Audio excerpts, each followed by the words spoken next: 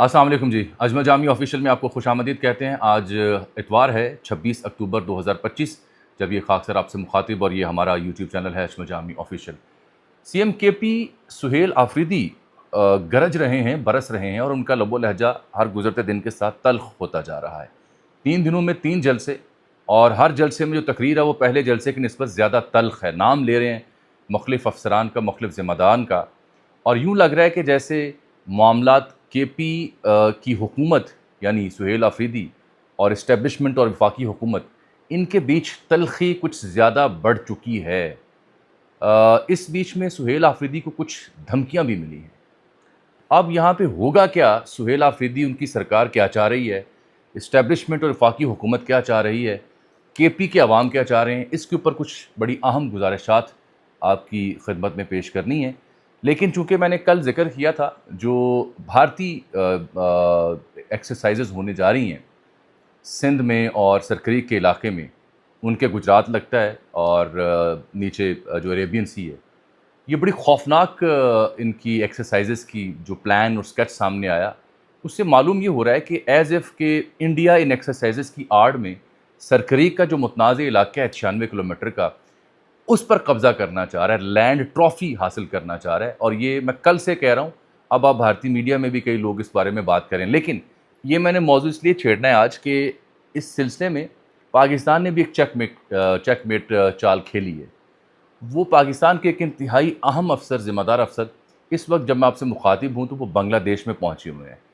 اگر بھارت کی نظریں نیچے سرکریک پر ہیں تو پاکستان بنگلہ دیش پہنچا ہوا ہے، اور وہاں پہ جو چکن نیک کا علاقہ ہے، وہ کوریڈور جو کہ بھارت کو بنگلہ دیش سے ہوتا ہوا جو ان کی اوپر والی ریاستیں ہیں 7-8 7 سسٹرز، وہاں تک ایکسیس دیتا ہے، اس کوریڈور کے حوالے سے پاکستان کے جو اہم ذمہ دار افسر ہیں وہ بنگلہ دیش کے دورے پر ہیں، اور خبر یہ ہے کہ ان کو اس علاقے کا دورہ کروایا جائے گا۔ یہ میں نہیں کہہ رہا، یہ بنگلہ دیش کے ایک انتہائی سینئر صحافی نے خبر بریک کی ہے۔ اس کو لے کر کے بھارت میں خاصی بے چینی پائی جاتی ہے۔ لیکن ان تمام معاملات پر بات کرنے سے پہلے آج جو سب سے پہلے تو میں محترمہ رفت آرا الوی صاحبہ، جناب ارشد شریف شہید کی والدہ، وہ چل بسی ہیں۔ 3 برس انتظار کیا کہ جس طرح سے ان کے بیٹے کو شہید کیا گیا، انصاف ملے، کوئی جوڈیشل کمیشن بیٹھے، لوگوں کے نام تک لیے، خط لکھا اس وقت کے چیف جسٹس عمر عطا بندیال کو، پہلا اور آخری۔ ارشد شریف صاحب کے ساتھ جتنے بھی جرنلسٹ ہیں سب کا تعلق اپنی جگہ ہوگا، سب نے کام کر رکھا ہوگا۔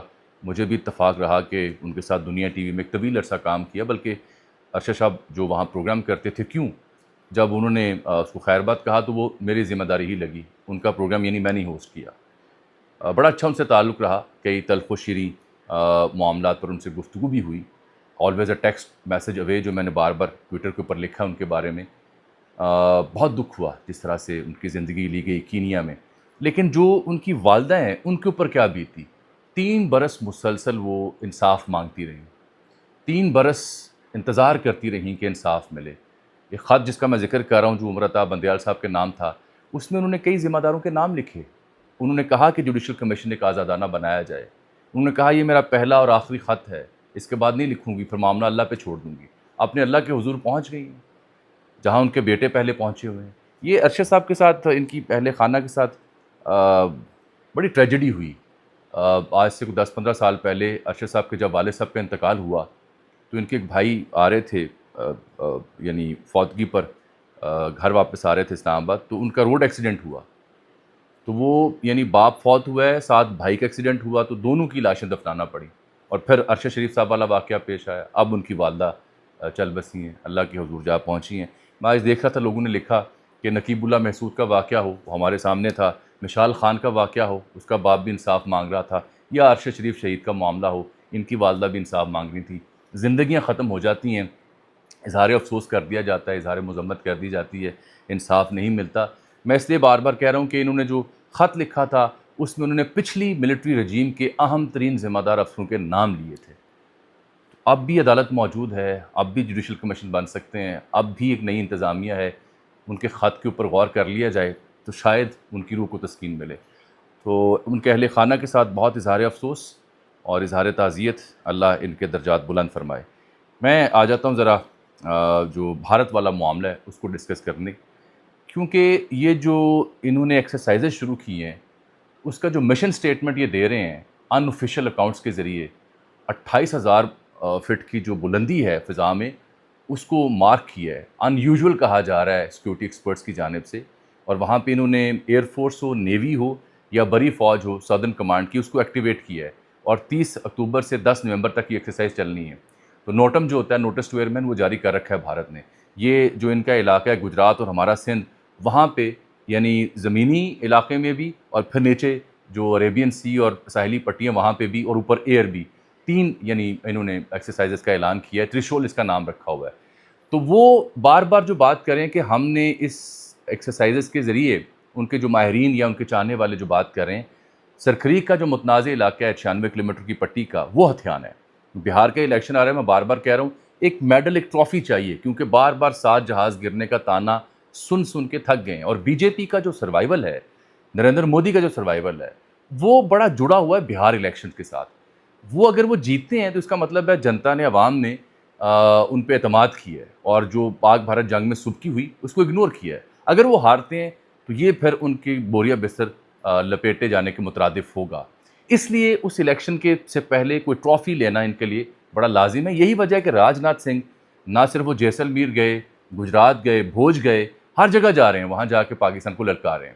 اس کے فالو اپ میں بتاؤں کہ پچھلے 24 گھنٹوں میں جو پاکستان کے نیول چیف ہیں وہ بھی سرخریک کے علاقے میں پہنچے ہیں. جو ہاور کرافٹس اور دیگر کشتی ہیں ان کو دیکھا, جوانوں سے مخاطب ہوئے, انہیں پتہ ہے حساسیت کا اس علاقے کی, انہیں اندازہ ہے کہ بھارت یہاں کیا کر سکتا ہے. تو یہاں پہ گیم بن رہی ہے, ماحول گرم ہو رہا ہے, حالات کشیدہ ہو رہے ہیں. اس کو چیک میٹ کرنے کے لیے جنرل ساحر شمشاد مرزا, جو chairman joint chief of staff committee ہیں پاکستان کے, وہ پہنچے ہوئے بنگلہ دیش. یہ پچھلے 8-10 ماہ کے دوران بنگلہ دیش کے ساتھ جو پاکستان کے اسٹریٹجک تعاون ہے وہ انتہائی مثالی ہو چکا ہے, تاریخی ہو چکا ہے. پچھلے 8-10 مہینوں کے دوران کچھ چوتھا یا پانچواں اہم ترین دورہ ہے پاکستان کی ملٹری اسٹیبلشمنٹ کا. اس سے پہلے انٹیلیجنس کے ذمہ داران بھی جا چکے ہیں, اور اب یہ جنرل ساحر شمشاد مرزا وہ خود وہاں پہنچے ہوئے. ان کے ساتھ ایک ایئر کوموڈور بھی ہیں, خان محمد آصف صاحب. اب جو بنگلہ دیشی اخبار اور بنگلہ دیشی صحافی رپورٹ کر رہے ہیں وہ بڑا الارمنگ ہے, کہ میں نے آپ کو بتانے کی کوشش کی کہ بھارت سرخریک پر قبضہ کرنا چاہ رہا ہے ان مشقوں کی آڑ میں. تو چیک میٹ کرنے کے لیے پاکستان پہنچا ہے بنگلہ دیش, اور وہاں مل رہے ہیں وہ جا کے جو محمد یونس صاحب ہیں ان کے چیف ایڈوائزر, اور ان کے آرمی چیف سے بھی ملاقات ہے, ان کے ایئر چیف سے بھی ملاقات ہے, ان کے نیول چیف سے بھی ملاقات ہے, ان کا جو سلہٹ میں کنٹونمنٹ ہے وہاں بھی انہوں نے جانا ہے, اور جو سلیگوڑی کوریڈور ہے, جو چکن نیک اسٹیٹ, جو جہاں سے جو ایک ایسا علاقہ جسے چکن نیک کہا جاتا ہے, یعنی چھوٹا رستہ ہے, جیسے مرغی کی گردن جتنا چھوٹا رستہ ہے, اور آگے جا کے وہ کھلتی ہیں تو 7 ریاستیں آگے 7 سسٹر اسٹیٹ انہیں کہا جاتا ہے. بھارت کی نارتھ ایسٹرن اسٹیٹ ہے جس میں اروناچل پردیش ہے, آسام ہے, میگھالیہ ہے, میزورام ہے, ناگالینڈ ہے, سکم ہے, تریپورہ ہے. تو یہ چونکہ اس کوریڈور سے گزر کے اوپر بنگلہ دیش کے ساتھ جا کے کھلتی ہیں نارتھ ایسٹرن اسٹیٹ, تو وہ جو علاقہ ہے, وہ جو شکنجہ ہے, چھوٹا سا رستہ ہے, اسے چکن نیک کہا جاتا ہے. اور سلیگوڑی کوریڈور وہاں بنگلہ دیش کے قریب وہاں واقع ہے, وہ بنگلہ دیش کے لیے انتہائی اہمیت کا حامل ہے. وہیں بنگلہ دیش پلان کر رہا تھا کہ ایک بڑی ایئرپورٹ چائنا کے تعاون سے کھولی جائے. تو پاکستان وہاں پہنچا ہے, اور بنگلہ دیش کے ایک انتہائی معروف ایڈیٹر ہیں جن کا نام ہے صلاح الدین چودھری. یہ بنگلہ دیش میں بلٹس نامی اخبار کے ایڈیٹر ہیں, بہت پرانے اور بڑے دانشور اور سنجیدہ. انہوں نے لکھا ہے کہ جنرل مرزا جو ہیں وہ اس دورے کے دوران اس علاقے میں بھی جائیں گے جسے سلیگوڑی کوریڈور کہا جاتا ہے. وہ علاقہ جہاں سے رستہ جاتا ہے بھارت کا اپنی ان 7 ریاستوں کے لیے, چھوٹا سا جو رستہ ہے, وہاں جو بنگلہ دیش کی اسٹریٹجک پوسٹیں ہیں یا علاقے ہیں وہاں یہ جا کے دورہ کر رہے ہیں. تو یہ ایک بھارت میں اس دورے اور اس خبر کے اوپر بڑا کوہرام مچا ہے. وجہ یہ ہے کہ انہیں لگتا ہے کہ یہ پاکستان نے ایک میسج دیا ہے بھارت کو, کیا کہ اگر آپ نیچے سرخریک پہ نظر رکھ رہے ہیں تو ہم وہاں بنگلہ دیش کے ساتھ جا کے کھڑے ہیں, تو یہ چکن نیک کے جو علاقے ہیں, یہ جو کوریڈور ہے, اس کو بھی اسٹریٹجیکلی ہم دیکھ سکتے ہیں. اگر آپ وہاں سرخریک پہ قبضہ کرنا چاہتے ہیں تو یہاں سے بھی ہم کارروائی کر سکتے ہیں. اور بار بار جو 8-10 مہینوں میں پاکستانی ڈیلیگیشن, پاکستان کے خفیہ حکام اور فوجی افسران وہاں جا رہے ہیں, وہ پاکستان اور بنگلہ دیش کی فوج کے بیچ ایک روایتی طور پر اتنا تعاون جو اب ہو رہا ہے حسینہ واجد کے بعد. تو یہ ہے وہ باریک بات جو میں نے آج آپ سے ڈسکس کرنی تھی, کہ this is how Pakistan is trying to counter the Indian narrative. بہرحال آگے میں آج بات کروں گا جناب سہیل آفریدی صاحب کی. یہ چیف منسٹر 3 جلسے کر چکے 3 دنوں میں، 4 سدہ بھی، کرگ بھی، اور ہر جلسہ پہلے سے زیادہ گرجدار، پہلے سے زیادہ جاندار. اس میں لب و لہجے کی تلخی دیکھنے کو، سننے کو محسوس کی جا رہی ہے. میرا خیال ہے جو کرگ کے جلسے کی تقریر سے جو 4 سدہ کے جلسے کی تقریر تھی وہ زیادہ تلخ تھی. یوں لگ رہا تھا کہ وہ عوامی نبض کے ساتھ جڑنے کی کوشش کر رہے ہیں، اس میں جڑ چکے ہیں. اس میں ان کی حکومت جاتی ہے نہیں جاتی، کیا حاصل وصول ہوتا ہے، اس سے تھوڑا مبرہ مجھے دکھائی دیے ویسے تھے طالب علم سیاسیات کے، اور لگا کہ as if he got nothing to lose. لیکن جو ان کے لب و لہجے میں تلخی ہے، اور جو اسٹیبلشمنٹ، وفاقی حکومت اور نئی کے پی سرکار کے بیچ جو انبن ہے، اس سے مجھے کئی ایک خدشات لاحق ہیں. جہاں نئے سی ایم جو ہیں وہ ذمہ دار افسروں کے نام لے کے ان کی زبان و بیان کے اوپر اعتراض کر رہے ہیں، وہیں ذمہ دار جو ادارے ہیں، ذمہ دار جو حکومتیں ہیں، وہ سہیل آفریدی کو ڈائریکٹلی انڈائریکٹلی تھریٹ بھی کر رہی ہیں. آج سہیل آفریدی بتا رہے تھے کہ ان کے سیکورٹی آفیسر ریزائن کرنا چاہ رہے تھے کیونکہ وہ سیکورٹی پروٹوکول کے خلاف ہیں، اور جو 1 منٹ کے لیے ان کا قافلہ جہاں سے گزرتا ہے عوام کو تکلیف ہوتی ہے، اس پر انہوں نے معذرت بھی کی. پاپولر باتیں کر رہے ہیں جو عوام کو بڑی پسند آتی ہیں. ایسی باتیں جب وہ جلسے میں مخاطب ہو کے کرتے ہیں تو آگے سے نعرے بڑے سننے والے، محسوس کرنے والے ہوتے ہیں. But having said all that, مجھے تشویش اس بات کی ہے کہ آج بھی آپ دیکھیں کہ 4 جو خودکش بمبار ہیں اور ان سمیت 25 دہشت گرد جو پاکستان داخل ہو رہے تھے ان کو مارا گیا ہے. اس سے پہلے آپ دیکھیں کل پرسوں میں دیکھ رہا تھا کہ ایک پنجابی طالبان کے نام سے ملا ابو دردہ ہے، یہ سرائکی زبان میں گفتگو کر رہا ہے 4-5 دہشت گردوں کے ساتھ. یہ ویڈیو وائرل ہوئی پڑی ہے ایکس کے اوپر، اور یہ کہہ رہا ہے کہ آئیں آپ ہمارے اس قافلے میں شامل ہوں. انڈائریکٹلی یہ جو ٹی ایل پی کے ہمارے دوست ہیں ان کو کہہ رہے ہیں، کئی ایک اکاؤنٹ سے میں نے وہ دیکھا کہ آپ کے لیے اگر آپ نے سروائیو کرنا ہے تو مسلح جد و جہد آپ کے لیے واحد راستہ ہے، آئیں ہمارے ساتھ ملیں. تو یہ اگر پنجابی طالبان اور سرائکی زبان میں یہ ملا ابو دردہ بات کر رہا ہے، اور پھر یہ 5 بمبار اور 25 مجموعی طور دہشت گرد آج مارے گئے ہیں. اس سے پہلے ہم نے ایس پی زبیر جو ہے وہ بیچارہ شہید ہوا، اس کے اہل خانہ میں سے باپ بھی، اس کے بڑے بھائی بھی، وہ بھی شہید ہوئے. تو یہ اس بات کا ثبوت ہے کہ سیکیورٹی کی صورتحال، بدامنی کی صورتحال، دہشت گردی کی صورتحال کس حد تک تشویشناک ہو چکی ہے.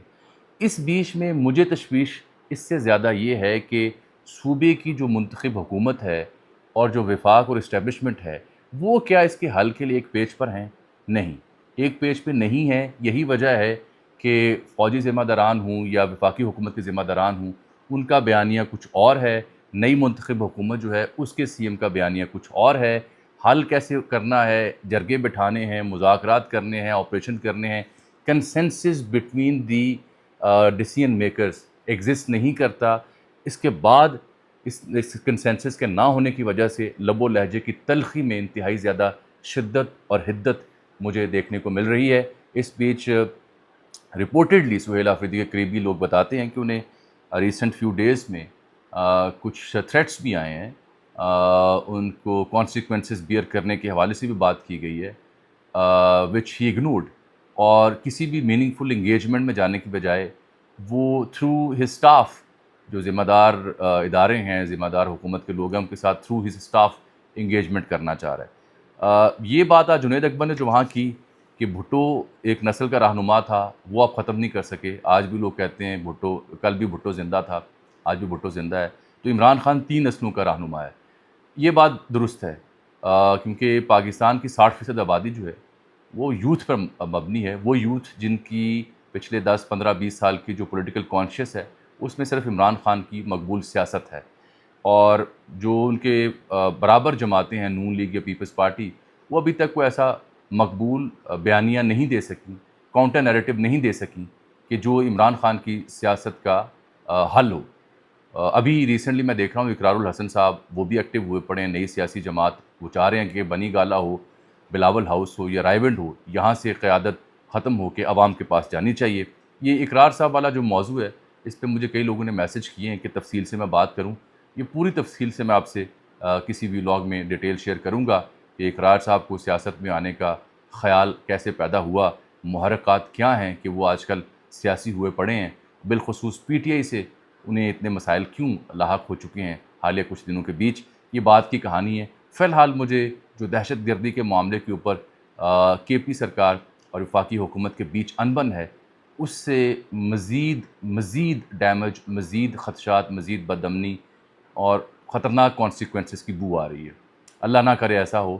مجھے حالات زیادہ خراب ہوتے دکھائی دے رہے ہیں، کنسنسس ہوتا دکھائی نہیں دے رہا۔ آئی ایم افریڈ کہ اس بیچ فیصلہ ساز چاہے یہاں کے ہوں یا کے پی کے ہوں کچھ جذباتی اقدامات نہ اٹھائیں جس سے بہت نقصان ہو سکتا ہے۔ ان گزارشات کے ساتھ میں آج کے لیے آپ سے اجازت چاہتا ہوں۔ ملاقات اگلے ویلاگ میں۔ اللہ حافظ۔